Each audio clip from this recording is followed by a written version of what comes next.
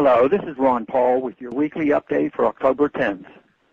According to the Fifth Amendment of the U.S. Constitution, Americans are never to be deprived of life, liberty, or property without due process of law.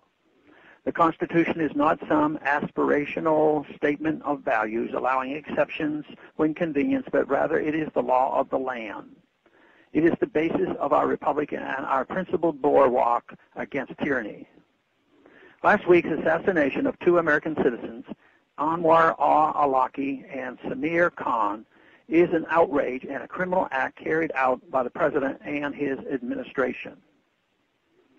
If the law protecting us against government-sanctioned assassination can be avoided when there is a really bad American, is there any meaning left to the rule of law in the United States? If, as we learned last week, a secret government committee not subject to congressional oversight or judicial review can now target certain Americans for assassination, under what moral authority do we presume to lecture the rest of the world about protecting human rights? Didn't we just bomb Libya into oblivion under the auspices of protecting the civilians from being targeted by their government? Timothy McVeigh was certainly a threat, as were Nidal Hassan and Jared Lee Lochner. They killed people in front of many witnesses. They took up arms against their government in a literal way, yet were still afforded trials. These constitutional protections are in place because our founders realized it is a very serious matter to deprive any individual of life or liberty. Our outrage against even the obviously guilty is not worth the sacrifice of the rule of law. Al-Awlaki has been outspoken against the United States, and we are told he encouraged violence against Americans. We do not know that he actually committed any acts of violence.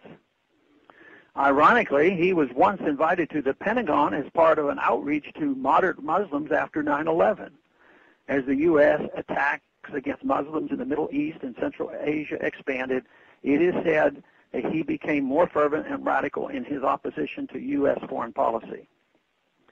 Many cheer this killing because they believe that in a time of war, due process is not necessary, not even for citizens, and especially not for those overseas. However, there has been no formal declaration of war, and certainly not one against Yemen. The post-9/11 authorization for force would not have covered these two Americans because no one is claiming that they had any connection to that attack. Al-Awlaki was on a kill list compiled by a secret panel within the President Obama's National Security Council and Justice Department. How many more American citizens are on that list? They won't tell us. What are the criteria? They won't tell us. Where is the evidence? They won't tell us. Al-Awlaki's father tried desperately to get the administration to at least allow his son to have legal representation to challenge the kill order. He was denied. Rather than give him his day in court, the administration, behind closed doors, served as prosecutor, judge, jury, and executioner. The most worrisome aspect of this is that any new powers this administration accrues will serve as precedents for future administrations. Even those who completely trust this administration must understand that if this usurpation of power and denial of due process is allowed to stand, these powers will remain to be expanded on by the next administration and then the next. Will you trust them?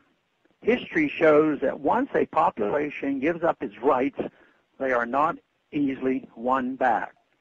Thanks for calling this update. A new update is placed on this number, 888-322-1414, every Monday.